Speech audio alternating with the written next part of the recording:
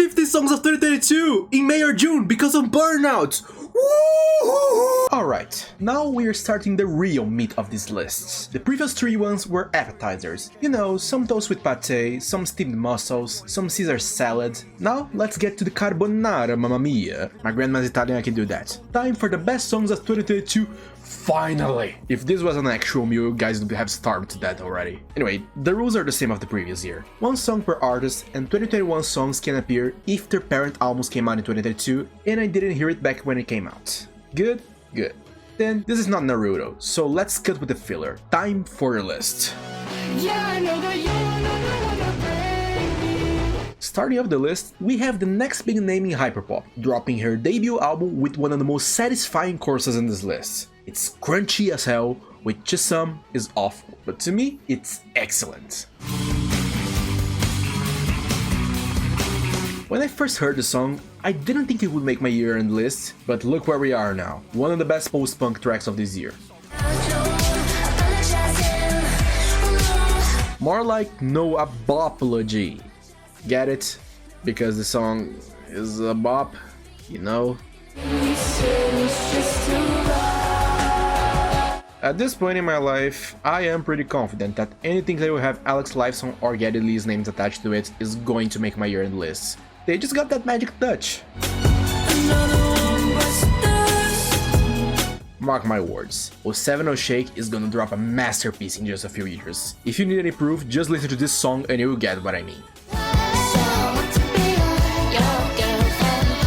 Probably the best TikTok hit of the year. I am really excited to see what this girl does next.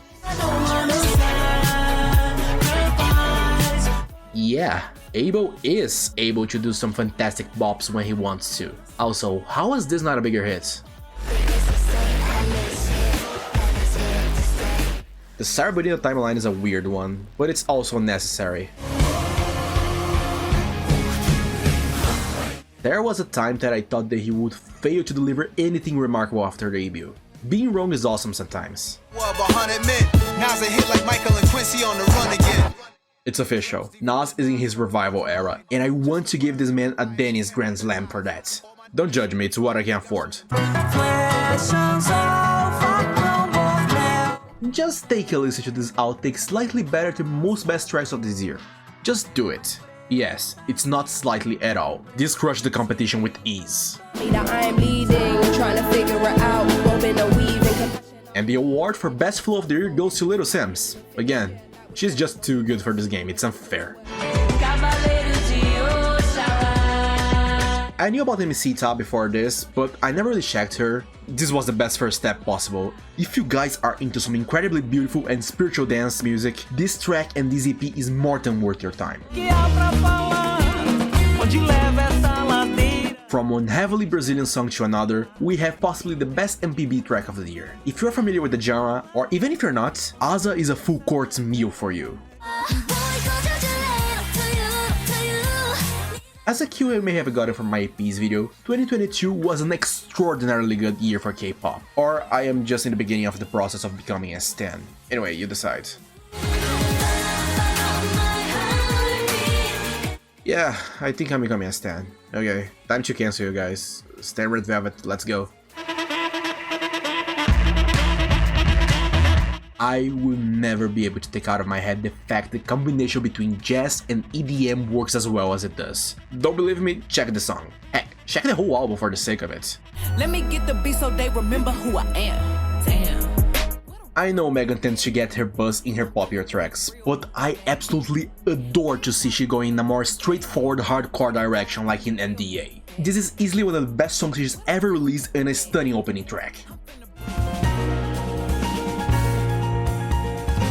Now, some more pure jazz for your soul. Listening to this makes me feel like I'm at the top of the largest metropolis in the world. If this was a fair world, this song would have been just as big as Heat Waves. Just saying. One of the gnarliest songs of the year for sure. I adore how chaotic and nebulous the verses are, but the chorus is just a huge bop. This is literally the best kind of remix a song could ask for. I mean, it has Black Thought in it, the guy is basically a cheat code, so of course this thing would be awesome regardless. Wait a minute, that's why the album is called Cheat Codes? Kinda funny how my favorite song of this abrasive as all heck album is actually one of the tamest tracks in it. But what can I do? I'm a sucker for that. So get down on the pavement, hanging with Nas, so your homies how your day with. All the love these two have for hip hop is being manifested in this track. For real, I can't wait for volume 2. I promise it's the last K-pop track in this list. Also, Kiwanuka is mega underrated and you guys should stand her instead. She's my profile picture on Twitter right now. For many reasons, it was almost impossible to decide a favorite track from this album to me. For Dogs and Pigs only takes the cake because it was by far the song that I most returned from this album. So I recommend you guys checking the whole LP. All 2.5 hours of it. Yeah. One of the biggest bangers of this year. This song, actually the whole album, shouldn't have been slept on as it was. Black Mirrors is officially one of my favorite modern rock bands. I literally don't know what else to say, it's just fantastic. Why shoegaze is only good when it's an influence? Like, only Shallow could never. Imagine reviving a band that has been dormant for almost 2 decades just to release one of the best albums of your career. Crikey, they sure did it here, mates. I won't even try to do an Australian accent, by the way. I can barely impersonate the American. If you don't, I don't wanna be saved. God, the screaming is so effective in this one. The whole album loses steam as it goes, so I think it makes sense that my favorite song of the record is the first one, I guess. Actually second. This hell is better with you. Bop, bop, bop, bop, bop, bop, bop, bop, bop, bop, bop, bop, bop, bop, bop. This is a bop. I love Rina, Jesus. All hail the XS Queen. Cause they smacked us in the face with that bullshit. Now I gotta vote. Denzel Curry has enough charisma in his delivery that I feel like he could end all wars and become the American Dalai Lama. Minus the weird tongue sucking thing. She really justifies the great in her name, doesn't she? That beat is gorgeous. Hey, international markets. Since you guys are taking Anita and Pablo Vittar for the whole world to see, maybe take Shani with them too? Like, this is too good to be just a thing here in Brazil. Arguably, it's not even a thing here because this wasn't a hit. Brazil, be better. Another album that was hard to name a favorite song from it for this list. But can you really blame me for this case? That plucky guitar segment is what really drove the song close to the top for me. One of the best moments in music this year. This is brilliant, dazzling, devastating, gorgeous, great, impressive, lovely, and pretty much every other synonym for stunning the stars.com gave me. You know that episode of South Park with the woodland creatures? So this song is basically that, but without the Christmas part, and they sacrifice Stan instead. It's awesome. Incredible how every time I do this list, the number 11 is always a painful cut from the top 10. It's never something I'm okay with leaving out of there. But not my fault this year had so many gems.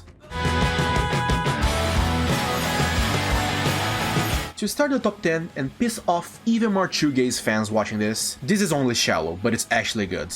Keep the angry comments coming, I love it. Some sort of connection to my DD. The boys go hard on the bed and in the studio apparently. All That Blue is probably gonna give them a heart attack, but at least it's also giving us so many gems. Waiting on another black summer to wear. I should really shut up for at least 6 months before saying anything about the new Red Hot Chili Peppers stuff. If you told me this would be in my top 10 back when this song came out, I'd call the asylum on you.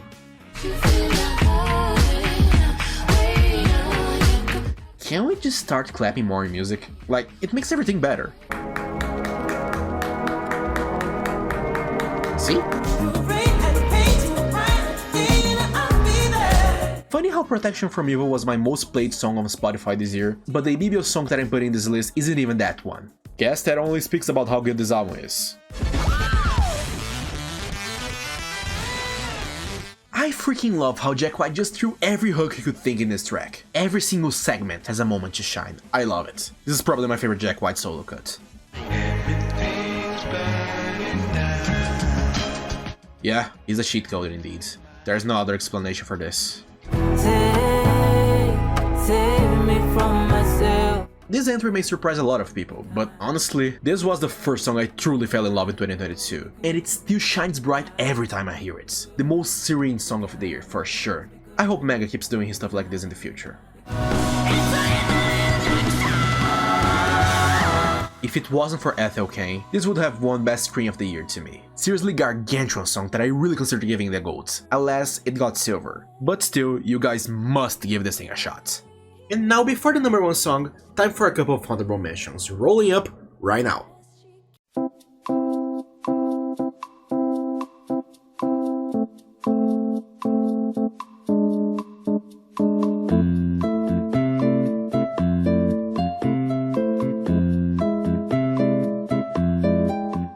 The more I make those lists, the harder it's been to select the number one spot. I don't know if it's me getting too critical or what, but the criteria I'm having to use to determine my number one song are becoming more and more narrow with each list. In the end, only one song can make it.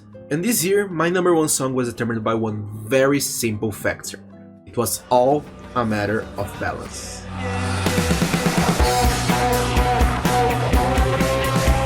I know at first this sounded like it was just a stupid attempt at sounding clever by name dropping the song in my explanation. But honestly, I do mean when I say that balance was a crucial matter in making Balance my favorite song of the year. If you listen to this track, you'll notice one thing. It is a lot. It has high and low saxophone segments, guitar solos out of nowhere, probably the best bass line of the year in the middle of the song that I swear to God every time I listen I just melt myself down to dance. And the whole song is constantly switching gears, and by nature, that may make the song messy, or even tiresome. But for this case, the production and how those elements are spread managed to even all of them out. The softer vocalizations when the aforementioned bass line kicks in, the breakdown, the smoothness that comes in the first verse, it's really a fantastic example of one of the most well-balanced songs of the year indeed. With or without the pun. It was hard on settling a number one song to pick for this list, but the more I listen to this one, the more I find reasons to love it more and more, and I am constantly looping different moments, especially the ones I already mentioned, and it's still going full steam even after 5 months after the year ended.